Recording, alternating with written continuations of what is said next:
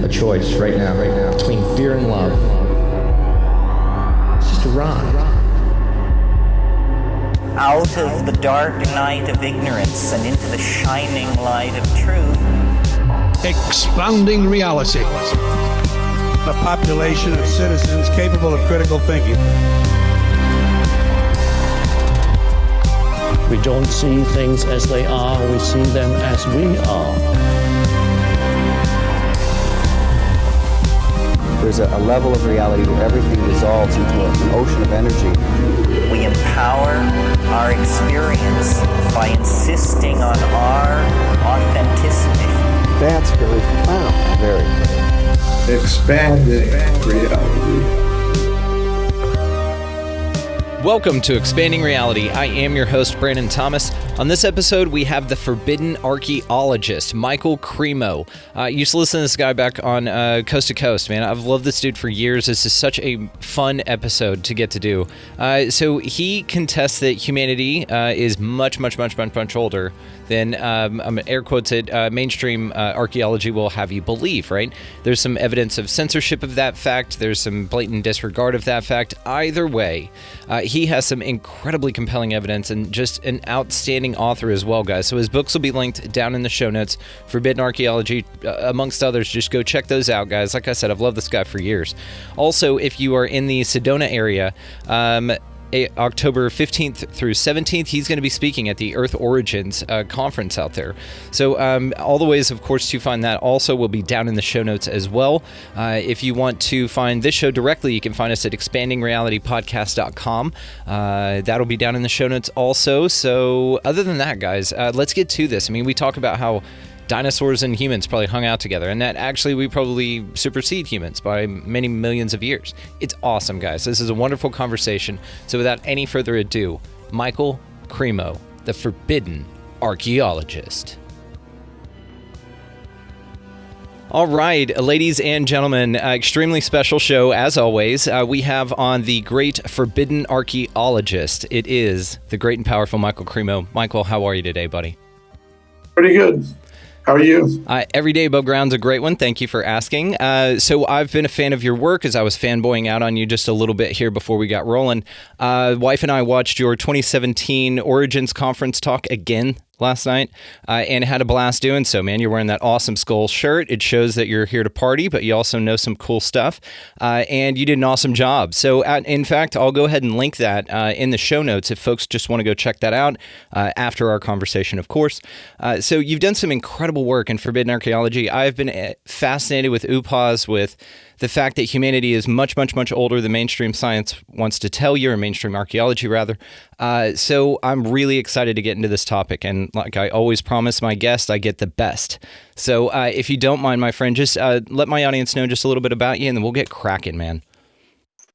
Well, as Brandon mentioned, I'm probably best well known for my book, Forbidden Archaeology, which documents many cases of archaeological evidence for extreme human antiquity. I mean, most scientists today would say humans like us first appeared between 200 and 300,000 years ago. But if you actually dig into the whole history of archaeology, you'll find a lot of reports by archaeologists, geologists, other scientists, finding human bones, human artifacts, human footprints, many millions of years old, far older than the 200,000 or 300,000 years that most scientists today would have for a human presence. This evidence is missing from the textbooks. And that's why I call it forbidden archaeology. So that's there. And I kind of got into this because of my involvement in the spiritual tradition of India. And some of the writings from the Sanskrit language of that ancient land tell of a human civilization, human populations going back vast periods of time on this planet. So I kind of wondered, is that just some mythology or perhaps some factual basis for it? And when I started digging into it, I found actually there's quite a bit of evidence for it. There is, and this is something, again, that's been on my radar for a long time. So I've been fascinated by this topic. And I also want to get into with you why the archaeologist versus the evidence. Like, why is there such dissonance and seemingly a cover-up going on, which might allude to some deeper mysteries, right? So what was it in the Vedic text that got you, what was the first one you can remember maybe that said something about it, and then you researched it and were able to connect the dots? Yeah. I think it was principally the Bhagavad Purana, or sometimes it's known as the Srimad Bhagavatam. It's one of many Puranas. Purana means ancient or old, so it's kind of like the historical and cosmological writings of ancient India. And they describe a concept of time that goes in vast cycles. Like many ancient wisdom traditions have this idea of cyclical time. The Mayan calendar, for example, they have vast periods of time. The ancient Greeks and Romans believed there was a series of ages that repeated again and again and again. So a similar concept is there in ancient India, and it gives the links of these time periods, these time cycles. They're called yugas. And by calculating that, I could see they were saying, okay, there was a human civilization living in the fourth yuga cycle of this period to that period, and I calculated it out. It'd be millions of years. So that was something completely different than anything I learned from my teachers in high school or professors at university. So that's, originally I thought, well, let me look into this. Maybe I'll find a few interesting facts. I'll write an 8-page pamphlet and go on to some other topic. Well, when I started the research, not looking in today's textbooks, but looking at the actual original reports by scientists, I began to find not just a few cases, but I read one. For example, I found a paper by Dr. J.D. Whitney, who was a 19th century American geologist, who was the chief government geologist of California during the days when the California gold rush started in the mid-19th century, in the 1850s, 60s, around that period. And he was writing in the scientific publications about miners finding human bones, human artifacts, stone arrowheads, all kinds of things like that, in layers of rock that modern scientists tell us are millions of years old, about 50 million years old. So I thought that's really amazing. I'd never heard about this before.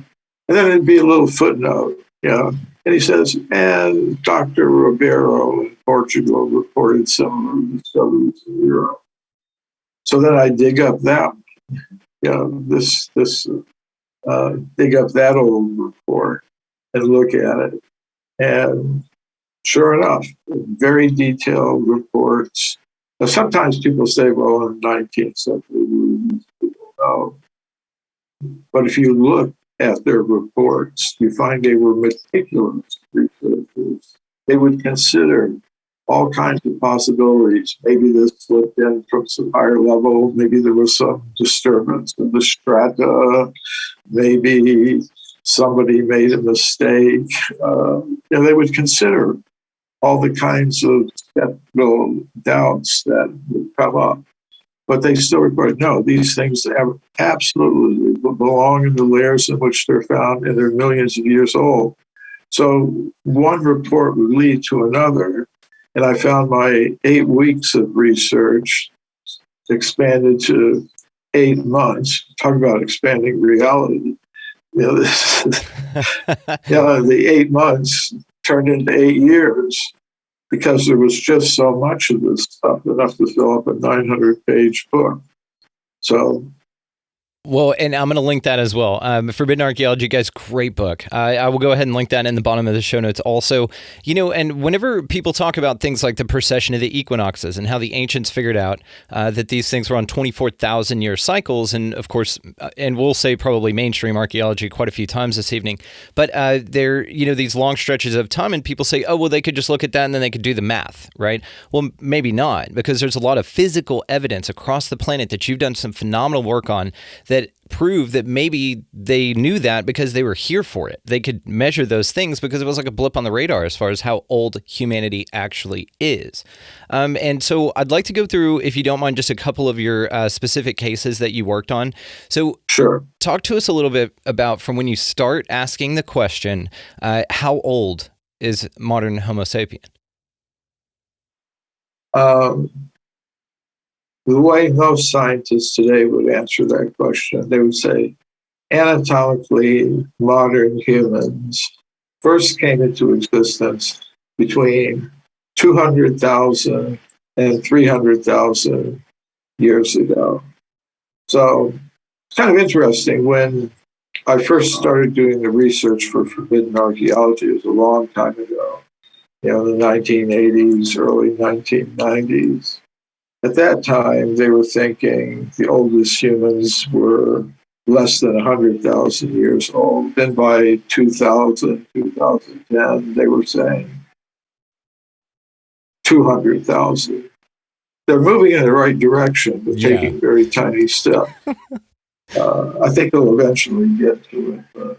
Well, I agree with you. And they're taking tiny steps in contradiction to physical evidence, which, again, I want to get to in a little bit here, but that's just interesting to me that, yes, they do keep moving that goalpost a little bit, as you do, right? Because you start with a little bit of evidence, and then it kind of expands. And then, of course, you bring in things like Göbekli Tepe and established civilizations that have been around that double the age of the modern understanding. And we're talking about math well beyond that.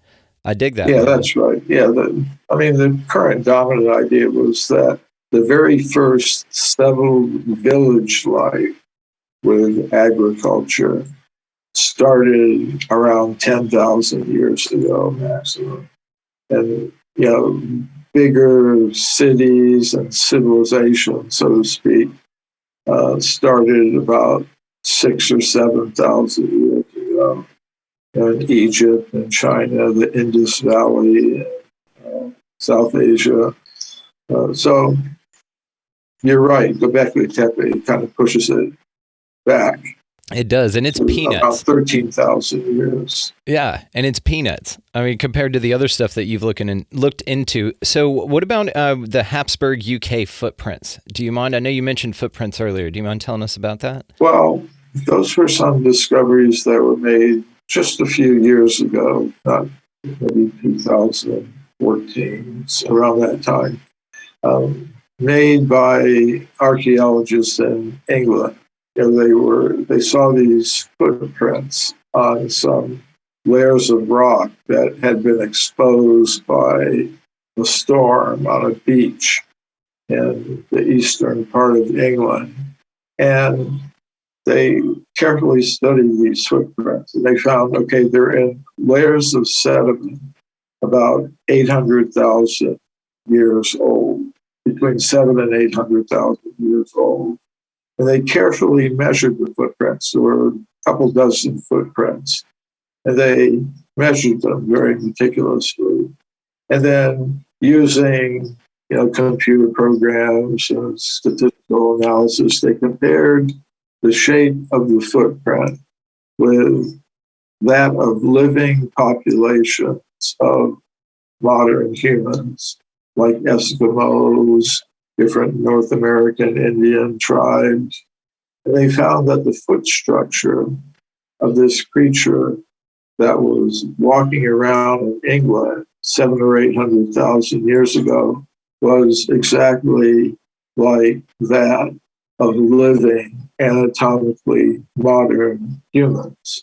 Now, what kind of conclusion can you draw from that? One conclusion, which I think is a valid one, and is the one I favor, is that can be taken as evidence that humans like us were walking around at that time if humans like us had been around, they would have left footprints in the sand or mud that they were originally made in.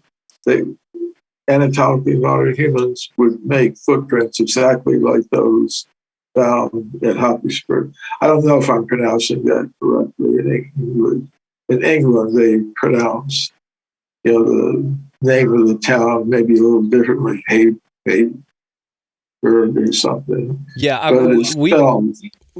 we've got a big following over there, so I'll reach out. Listeners, go ahead and submit us just an audio file on how that is supposed to sound. I think it's Happisburg. Happisburg. Maybe they fluff out the H on the end there. We don't know, but they do something. It's magic. Not like I would pronounce it just looking at it.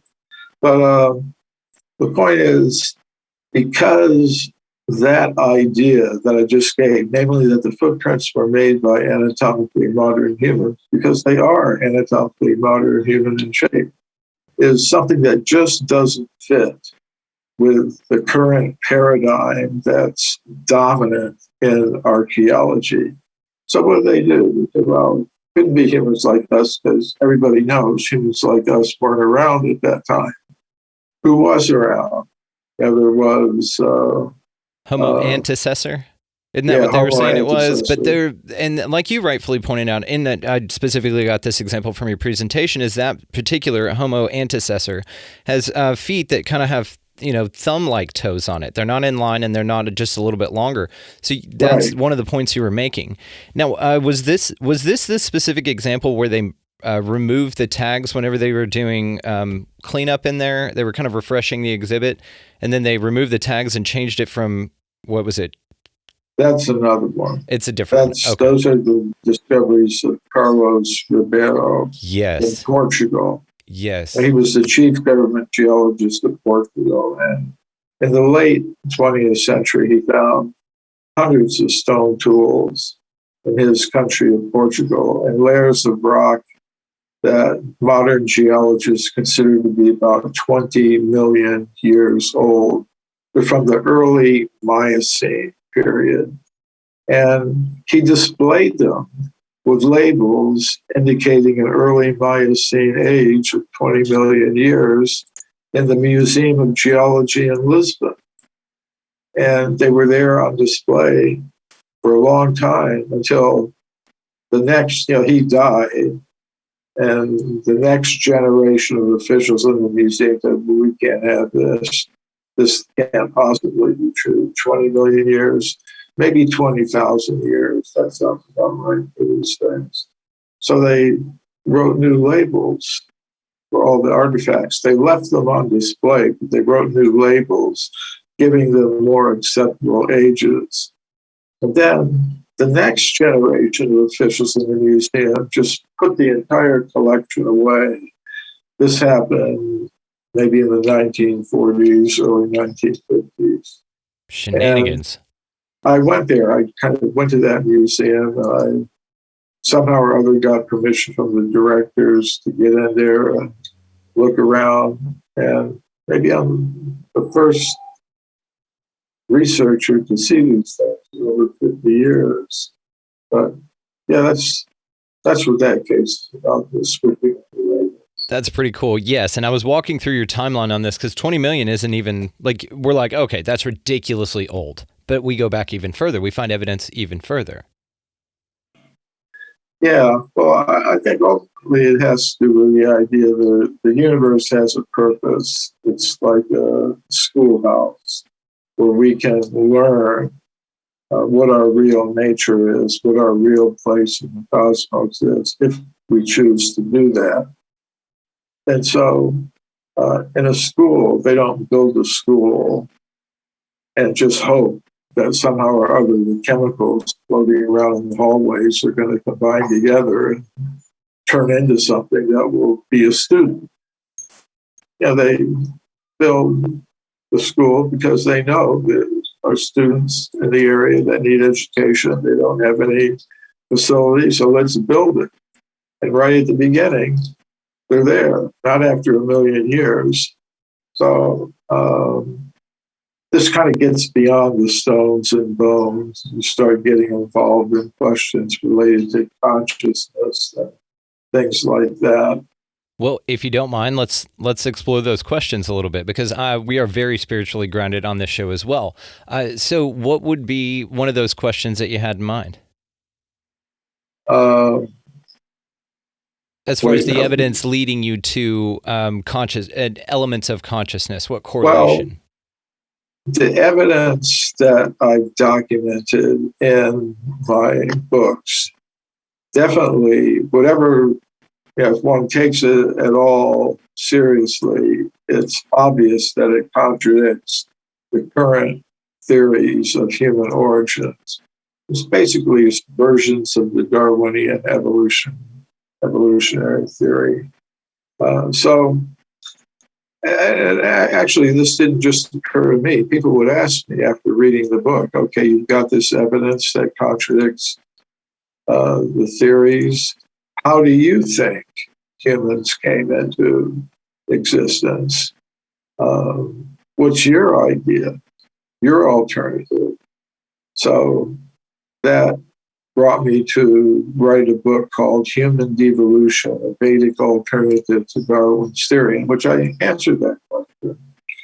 And I started out by saying, before we ask the question, where did human beings come from, we should first of all ask the question, what is a human being? We should know what it is we're trying to explain. Otherwise, how do we know if we've explained it or not? So today, many scientists will say that a human being or any other living thing is just a machine made of molecules in competition with other machines made of molecules for survival. And that's what we are. Now, I don't accept that, because that leaves out the very important feature of consciousness, which we all have. I'm conscious, you're conscious, the people listening in or viewing us are conscious. Without consciousness, we wouldn't be having this discussion. So it's not a matter of belief. If I use the word soul, people think, okay, that's religious. That's not. But if I say conscious, who can deny that? Mm-hmm. You're conscious. It's the most obvious fact of our existence. And it's not accounted for by standard science. They want to say that somehow or other, if you combine matter, molecules, in the brain in a sufficiently complex way, then somehow you get consciousness pop out of it. They really don't accept that. And Human Devolution, I presented a lot of scientific evidence that kind of supports that idea, namely that consciousness has its own independent existence apart from matter. That's kind of how I went from stones and bones to consciousness and all of that. Well, I love it, because you've found physical evidence, and examples abound of this that then lead you to greater questions. And this is why I love exploring this topic with you, man, because I'm right there with you. I think that there is a huge spiritual component to this entire place. I think if you just want to go, like you said, scientific about it, consciousness is the great problem still, as far as scientists are concerned, because there is a lot of conflicting physical and firsthand witness accounts of consciousness being non-local to the body. You've got near-death experiences where someone is declared clinically dead for like 30 minutes. And then doctor said, yep, no brain activity, nothing's going on. But then that person comes back to life or rejoins their body in this life and can explain things that happened long after they declared her dead. Things that the doctor did, dropped a specific pin on the ground. Somebody came in and was wearing some, right? So there's all these things that they can occur that they should not know about. So there's tons of evidence, like you said, in that book as well. Guys, I'm going to link all of this stuff in the show notes. Please go down and check this out and explore this. It is whimsical, these ideas, because they really do open up a whole new world for you. They expand your reality, which is what we're all about here. So as far I think that's at least they should recognize there are alternatives. Recently science studies scholar, wrote about me and my forbidden archaeology work. It was a book that was published in 2020 called Minority Report.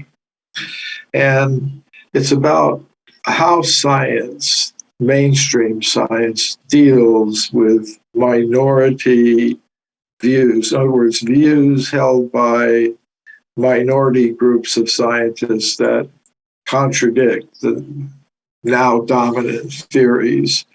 And he pointed out that sometimes the minority replaces the majority. Certainly happened with Galileo, Darwin, other people, or with Wegener and his idea about continental drift, which was rejected at first, and now practically every geologist accepts it. Yeah, Newton. So then that means you can't just dismiss a scientific claim simply because the majority of the authorities don't agree with it. If that was your approach, there'd be no progress in science whatsoever. But you look at the history of science, see it's happened many, many times, and it may happen again. So that's, he kind of included me as an example of someone in a minority who is proposing something different than the mainstream says. So I think this has huge implications for our whole educational system in countries that consider themselves democratic and are in favor of representation, freedom of thought. Means the government shouldn't give one group, the majority group of scientists, a monopoly in the education system and the scientific institutions. The minority view should also be represented. Maybe like you have a biology textbook, so you can say, okay, today most of the biologists accept the theory of evolution. So they get most of the textbook pages, most of the classroom time in biology. But because it is a fact that there are some scientists, biologists and others who are proposing a different idea, they should be present also. They should be neutrally and objectively presented. And there are some scientists who disagree for this reason, that reason, or some other reason. They'll let students make up their own mind about these things. Absolutely. And we're starting to see this, and you have firsthand experience with this, with David Deming over in Oklahoma City, the geologist that invited you to come speak. I mean, that was your shot at a minority. Well, that was in Norman, Oklahoma, University of Oklahoma School of Geology. Yeah, and they invited you out to come speak, and even you said in your presentation, the first thing you asked him is, why did you have me here? I mean, that like I do stuff that's pretty counter to this, but he wanted to hear you out. And do you mind just telling us about that? Well, yeah, I was kind of wondering, this professor of geology at the University of Oklahoma at Norman was, by all appearances, he was a full professor. He was publishing papers in all kinds of scientific journals, writing textbooks, totally established in his field. And I got a letter from him saying, I'd like to invite you to address our department. Geology school is a big place, oil state like Oklahoma. It's got a big presence on the campus. I went there and I did that. And afterwards, he invited me to dinner with his wife. And, I kind of asked him, why do you invite me here to speak as part of the Shell Oil Colloquium? In other words, I paid my way there and everything. Why did you do that?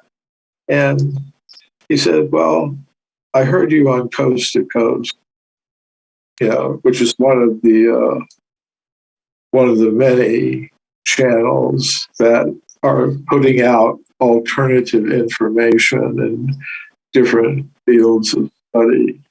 So you never know who's listening to this broadcast that we're doing now, this podcast. You never know who's listening and how they'll be influenced. So I just found it amazing. This professor who looked in every other way totally orthodox was at midnight listening to an alternative radio talk show and heard me on it and became interested. That's when I became a fan of yours. That's how I found out about you, was Coast to Coast. And my wife and I will listen to that. We live in North Texas. My folks live in Houston, so we drive back a few times a year. So that's a 5-hour trip, 5-hour back. So on those drives, though, we listen to Coast. That's like our thing. It's our road trip mix. And we listened to you on one of them, and I was just blown away, man. And so we've been doing this for years. So Coast to Coast has been a part of my wife and I's relationship for years. So yeah, it's very cool. So like you said, though, you never know who's listening, man. You never know how it'll resonate with somebody. And how big of him to at least bring you on. How was your talk received from other people in the audience? That was a fairly good event. I would say most times the audiences are respectful to listen. Maybe in one lecture out of 100, there'll be some fanatic there who will, scream and yell at me or something. There have been a few cases where I've been scheduled to give lectures at different universities or institutions, and it'll be canceled. They talk about cancel culture. It was happening to me years ago. Yeah. But, it's kind of a recent thing. But like once I was my books are published in a lot of different languages. One of them's Russian. So I'd been to Russia a few times. I'd spoken at universities there, no problem. But at one university, there was a problem. Some professors that invited me to speak about forbidden archaeology, that topic. And some other professors found out about it. So they went to the head of the university and convinced them to cancel the lecture. So the president, he canceled the lecture. So the professors who invited me, they went to the local branch of the Russian Academy of Sciences, and they spoke to the director of that institution. And he said, okay, if they won't let him speak at the university, he can speak at the Russian Academy of Science auditorium here. So they had buses bringing students and professors from the university. And they say more people came. The professors who invited me, they said more people came than would have come if we held it at the university.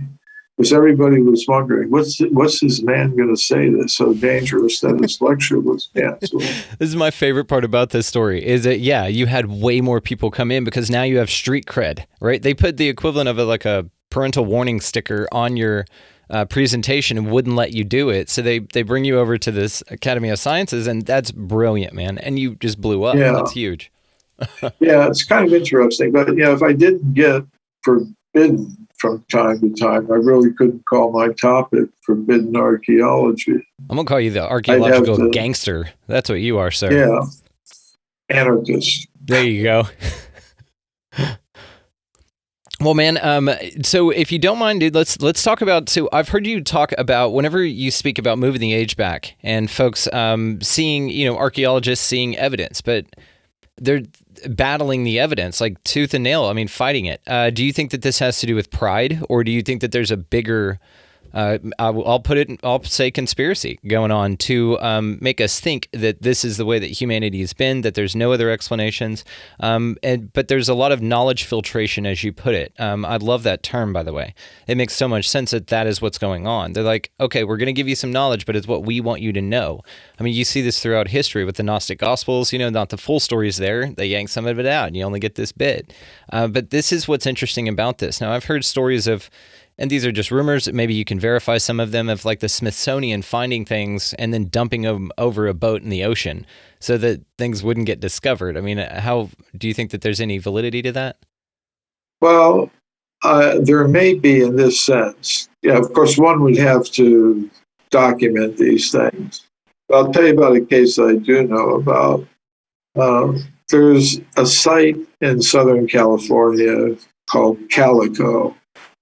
It's located in the Anza Borrego Desert between Los Angeles and Las Vegas.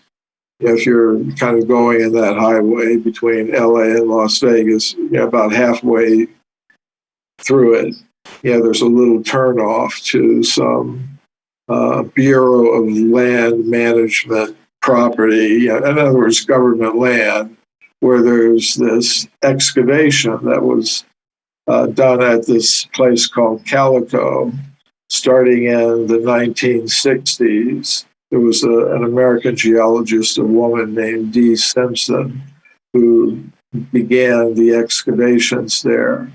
And she got Louis Leakey, one of the world's most famous archaeologists, to come and investigate the site with her. And they determined, both of them, that there were stone tools and weapons there over 300,000 years old. And for North America, that's extremely anomalous, because the standard theory is that there are no human beings in North America until these Siberian tribes kind of wander over the Bering Strait land bridge. And they believe around 20,000 years ago, there was a bridge of land between Siberia and Alaska. And these tribes just kind of wandered into Alaska and then down south into what's now the United States and Mexico and South America. And that all happened less than 20,000 years ago, according to the textbooks today. And to have evidence for a human presence going back 300,000 years, that was just too much.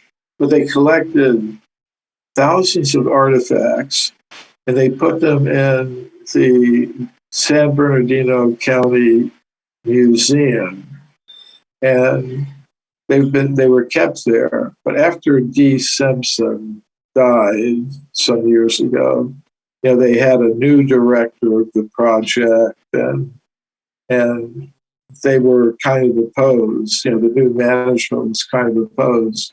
And even though these artifacts had been deposited in a federally licensed repository of this museum, they threw out half of them. Like in that dumpster? Yeah. No way. See, it's things like this. I mean, it alludes to a deliberate cover-up. Like, why would you do that? Why wouldn't them, as operators of a museum, I mean, I don't know if this is just a day job for those people, if they're just an hourly worker or something, but I would think you'd have a little bit of investment in the preservation of history and knowledge. Some of them, they may not be thinking that they're taking evidence that's valid, and to protect their theories, they're going to throw it away. They may think, I'm just being a responsible scientist. We've got limited space here. These artifacts, so-called, are just broken pieces of stone that these fools out there like Louis Leakey and Dee Simpson have mistaken to be human artifacts. So although there are cases, I think, of deliberate conspiracy, oftentimes it's not like that. The scientists involved in it don't think that they're being anything other than a good scientist doing what good scientists do. That's their mentality. But the effect is just the same as if it were a deliberate conspiracy. In other words, we don't wind up with a complete set of facts to use in our attempts to answer different questions about our human history. So, yeah, there are some examples like that. And to the larger question about motives behind it, well, it can be personal. It can be a matter of pride. It can be a matter of them loving their theories and loving the evidence that supports it. And somebody, like if you love somebody, someone says some bad thing about the person you love, you don't want to believe it. You maybe become angry at the person who says it. So there's that element. But I think there's the knowledge filtering aspect of it, which can include, but is not limited to, direct, deceptive, fraudulent manipulation or destruction of evidence. That does happen, but it doesn't necessarily happen in every single case. You have to document each case. So, but I think the underlying motive is to preserve the basic materialist paradigm, because they understand that if there's anything that disturbs that, then eventually you're going to get to this point where people start questioning, well, what about consciousness? What about this? What about that? Maybe we need to reform our worldview. Yeah, we have an example of this, the internet. Yeah. Yeah. Well, don't get me started on that.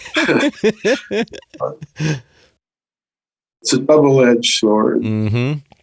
Well, it's just how you use it, right? I mean, like anything, but I think something that spread a lot more knowledge than probably those that would want to retain, like you said, this model. They probably didn't think of the internet as something that would possibly bring some of these ideas to way more light than they want. Okay, so as to the nefarious action of it, it seems interesting to me that whenever you do hear stories of like this, and you're absolutely right, not in 100% of the cases. I like the perspective, and that's, you're keeping us honest, and I appreciate that, about looking at it, that not everything that's thrown away. It's just when it correlates with the death of the person that found it, and then verified it with also, like you said, one of the most famous archaeologists on the planet confirming this, then it's just interesting the timing of all of it. You know what I mean? And then this guy just happens to come in and then throw all this stuff away. But and even the changing the names on the tags, like in your previous example with those stone tools, it just, like you said, it doesn't sit right with us, man, because there is a lot here to discover. So I wanted to ask you though about, what are your thoughts on the concept of Tataria and the mud flood? Have you dove into any of that? I'm not all that familiar with that topic. You'll have to explain it to me. Really? Oh man, I get to explain this as a forbidden archaeologist. So, the mud flood is basically. I don't know everything. I don't claim to know everything. No, this is great. That's why I like shows like this. I often learn things from the host or guests who call in. Yeah, go ahead. Like I said, it's an honor. I'm just fanboyed out a little bit here because, again, I've been listening to you on Coast to Coast for years. Okay, so the mud flood was a concept that was arisen out of a lot of evidence being found of buried structures underneath structures. So what they would do, and one example would be that they would be digging out a street to put a new gutter in, and they would go down where a building was already at in a busy part of San Francisco, let's say. But underneath the ground, there was more structure, not a basement. I've seen that. I've seen those pictures. Well, what they allude to, and there's a lot having to do with the World's Fair buildings, and then them being destroyed, that being a very nefarious thing, that's not really what happened, that they were from an ancient civilization that was high technology that was wiped out by a cataclysm of some kind, maybe a war, maybe just something natural. Certain people went underground, and then when they emerged, we have the new timeline that we have now. Some say that it was an age of enlightenment with free Tesla-type technology, wireless electricity everywhere, a high technologically advanced culture that was wiped out seemingly overnight. they also allude to some missing time in there, that they pull out basically the story of these people about 1,000 years, the Dark Ages, were inserted to kind of, as a place marker on what could explain this stuff. Now, there's other examples like something called the foundlings, which was where they shipped orphans on trains from the East Coast over to the West Coast, and people would just pick up kids to go work on their farm and adopt them. But it was hundreds of thousands of children, orphans. Where did you get a population like that? Maybe from an ancient advanced society. This also kind of coincides with the beginnings of the Industrial Revolution, which is, of course, when the institutional education system was rolled out to make you factory workers and not question. So that's a good time to kind of, not let kids remember their true history and to train them into a new one. Because if you think of it like a conquering force that wants to take out the idea of unmetered electricity for their own nefarious gains, then yeah, you would want to remove that information. And also if they were the victors in a sense, because they clearly came out on top of whatever civilization that was, the victors are the ones that get to tell the story.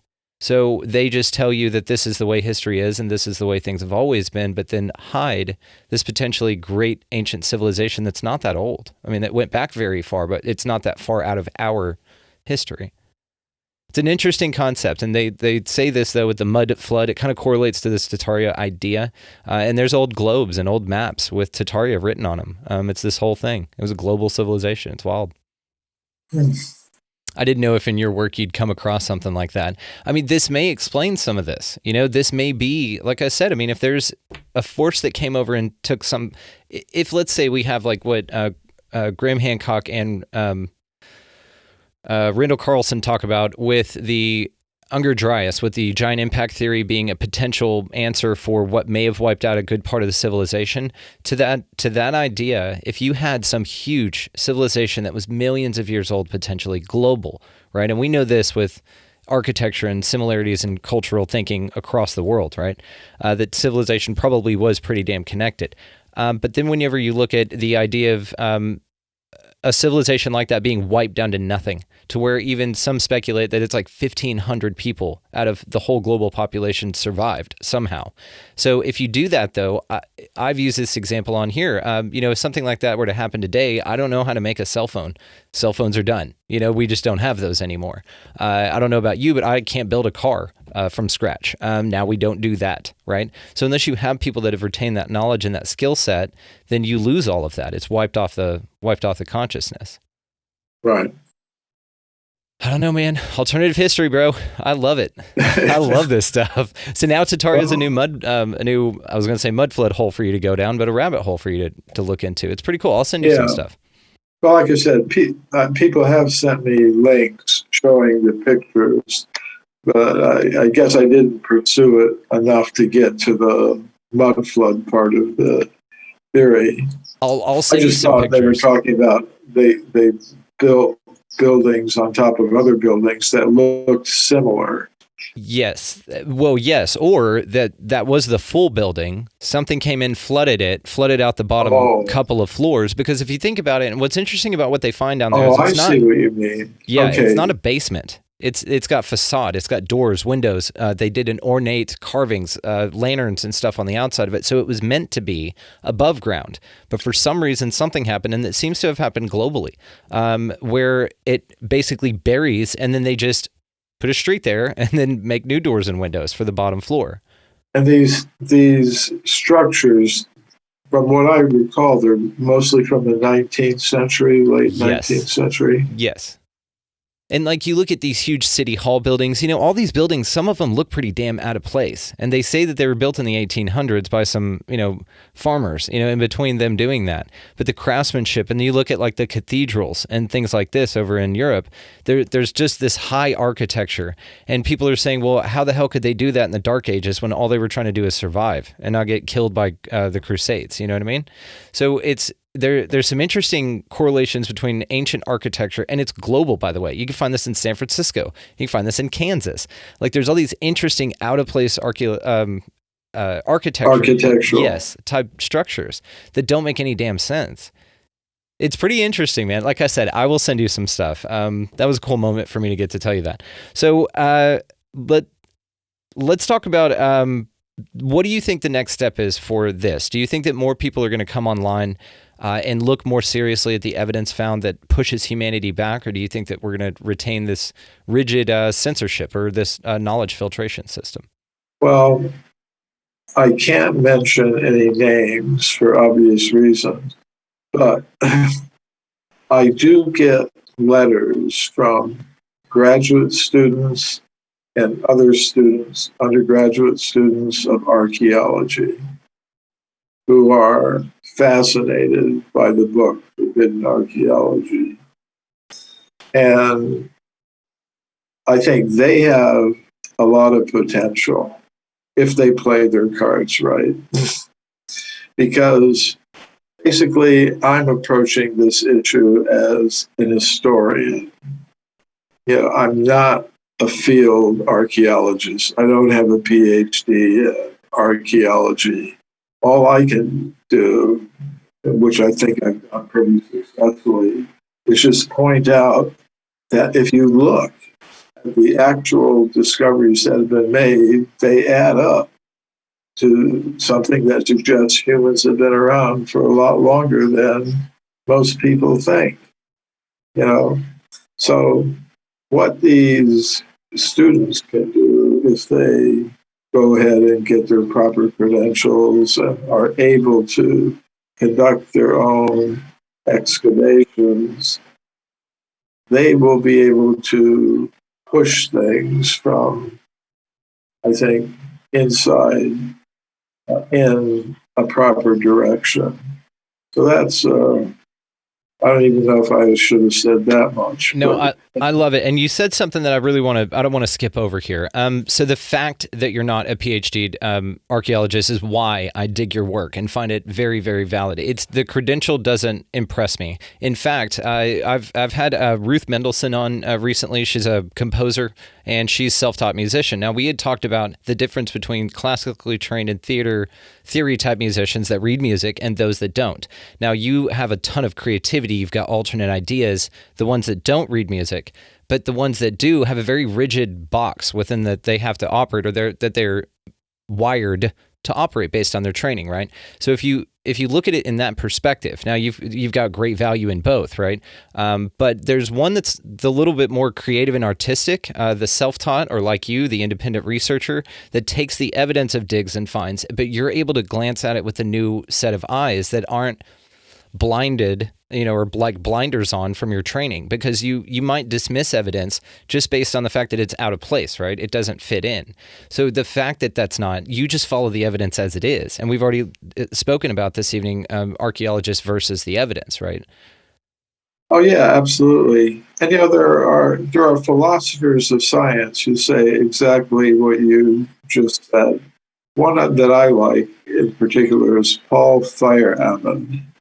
He was a German, born in Germany, but he came to the United States in the 60s, was a professor of philosophy and science at University of California at Berkeley.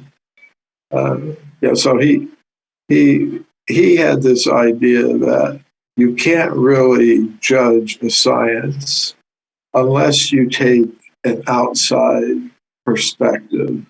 100%. You have to step out of the circle, so to speak. You have to take an honest look at it. And that alternate perspective, he said, it may be something from some ancient wisdom tradition, it may be something else. But he was really speaking like that, addressing that issue. And I think that's exactly what I've done. I've taken a different look at the evidence from the standpoint of another perspective. And I think that's very useful. To look at things from different angles of vision, you get a better picture of what the real story is about it. Absolutely. Could not agree more. This is why I value that perspective. So thank you again for what you do, man. And no, I've thought a lot about this. I've thought, I did never go, oh, what does Michael Cremo know? He didn't have a PhD. Never crossed my mind. I'm telling you. In fact, it may, like I just said, been more attractive that you didn't because of your perspective and that really, man, you do some phenomenal research. Again, guys, I will link all the ways to find him down in the show notes. Please click down there and check him out. So let me ask you something. Humans, dinosaurs, did we hang out together? Well, if we look at all the evidence, it appears that human beings existed before the time of the dinosaurs, during the time of the dinosaurs, after the time of the dinosaurs. Represent. It's one category of such evidence is footprints discovered by, in many cases, scientists who are part of what's called Christian creationism, biblical creationism. And I was aware of some of these discoveries when I was writing Forbidden Archaeology, but I didn't include them in the book. One reason is that one of the original discoverers of these human footprints next to dinosaur footprints at a place called Biloxi River site near Glen Rose, Texas. He had originally claimed that they were genuine footprints, but later he changed his mind. His name was Henry Morris. So he changed his mind about his own discoveries, and he wrote a letter to Nature, which is a big scientific journal, kind of withdrawing his claims. So because of that reason, I thought, okay, I'll keep my eye on this, but it's, the original discoverer has just renounced it. So I have too many questions about it to include it in the book. Yeah, right before that, they saw a black sedan pull up at his house, and then then miraculously he wants to change his story, right? Yeah, that could be. Glen Rose is just down the street from me. My wife and I took my nephew there a few months back. It's great. Oh, really? You can swim in the river. You can walk in the dinosaur footprints and stuff. It's really cool. Yeah. That's cool. If you're ever out this way, man, let me know. We'll drive down there. It's really cool. We definitely should. So then what happened was I got a letter from one of these students, graduate student of archaeology from Texas, the University of Texas. Not going to give the name, but and so I've been reading Forbidden Archaeology, this student wrote to me, and I just want to know, is there anything I can do to help you with your research? So I said, you can. There is something you could do if you got the time to do it. I'd like you to go to Biloxi River and have a look at those footprints and tell me what you think. Just give me your unbiased opinion, what you think those things are. So this graduate student of archaeology went to Biloxi River and participated in some new excavations of footprints there, which was present when some new footprints were uncovered. They were stripping away these layers of rock from the riverbed, and they came upon a layer with footprints. And I asked you, tell me what you think of those footprints. Do you think they're credible, or are they just patterns in the rock or something that happen to resemble a footprint? She studied them very carefully. So, as far as I can see, they're real footprints, and they are next to the dinosaur footprints. So on that basis, I decided, okay, I should include these. Otherwise, I'm just kind of knowledge filtering myself. So, in my next book, which hopefully will be out later this year, I'll include that case. You should, because and now I just want to know what the adventures were like, because that we probably domesticated or interacted with them on some level, intimately. Because look at what we do to every animal on the planet. People own tigers; they have them in their backyard. They probably shouldn't, but they do. And if you could think about what we do with pack animals and things like that, I could just picture those people walking around through what would be Glen Rose, Texas, in millions of years, with like a little harness on this damn thing or something, or maybe they just hang out, maybe they're buddies. I think the idea is amazing. I love the concept of humans interacting with ancient creatures like that. I think that's wonderful. Yeah, and then from Texas, there was the Texas Wall. Are you talking about Round Rock? Yeah, I think that's it. Yeah, we've had a lot of cool stuff happen. The Aurora UFO case happened out in East Texas, and then we have Round Rock's an interest, or Rockwall. That's the name of the town. Is named after the Rockwall. That's the place. Yeah, it's up here as well, just a few hours down the road. We've got so many things to do when you come to Texas, man. Let's go do that. Yeah, Rockwall is another case. That's from the Cretaceous period, which is age of dinosaurs. So maybe that was the fort to keep the dinosaurs out. Yeah, it was like a little yard, right? Or it's like a little pen, like a kennel for their Brontosaurus. It could be that. That's the other possibility. It was their backyard. We can't let the Stegosaurus get out. He bothers the neighbor's plants, kind of a thing. Well, look, Michael Cremo, I can't thank you enough for your time, man. This has been unbelievable. Like, truly a dream come true, man. You're wonderful. You're a sweetheart, and you're incredibly knowledgeable. I love your perspective. I will, of course, link all of the ways to find you down in the show notes. Was there anything else that you had on your mind before we close out? Well, after, I'm going to be starting to travel and do public lectures again. And October 12th to 15th, I'm going to be at the Earth Origins 2021 conference in Sedona, Arizona. Just really a magical place. If you've never been there, Red Rock Canyon. Yes, it's gorgeous. Like so beautiful. Cool. And so we'll see, but it'll be one of my first public in-person presentations since this whole COVID thing started. So you're going to crush it like you always do. Good to be back in the saddle, as they say. Well, it's good to have you back, man. That is so cool. Like I said, you make your way out on this way. Please give me a holler. Don't be a stranger. But my friend, you forbidden archaeologist. I'm going to call you the archaeological gangster, too. I'm going to add that one to the names people call you because I think it's apt and I think it's awesome. So, Michael Cremo, I can't thank you enough, dude. Thanks so much, man. This was great. Well, thank you. I really appreciate it, Brandon. And thanks to all your listeners and viewers for tuning in.